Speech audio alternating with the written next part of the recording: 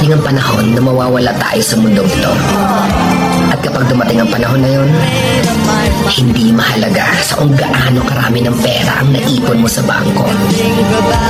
Hindi rin mahalaga sa kung gaano ka successful sa trabaho or sa business mo. At lalong hindi mahalaga sa kung gaano kaganda ng mukha at ng katawan mo. Dahil ang mahalaga pagdating ng panahon na yun ay ang sagot sa tanong na naging masaya ka ba? Nagawa mo ba ang kagustuhan ng puso mo kahit pag-gaano ka malito sa mata ng mundo?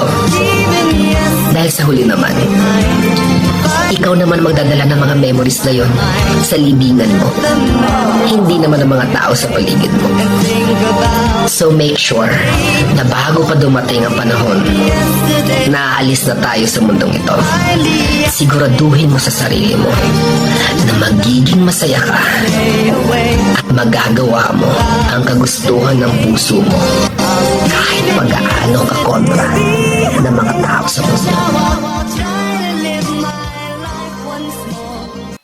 Nakakatakot maging mabuting tao sa henerasyon na to, no? Pag di mo inintindi, masama ka. Pag masyado kang mabait, lolokohin ka. Kaya minsan, di mo na alam saan ka lulugar talaga. Pero kahit may mga taong inabuso ka, huwag mo kalimutang may araw din sila. At balang araw, hindi man bukas, hindi man ngayon, makukuha mo rin yung para sa'yo talaga. Yung sasamahan ka kahit komplikado pa. At hindi ka na ulit pababayaang matakot dahil andun na siya.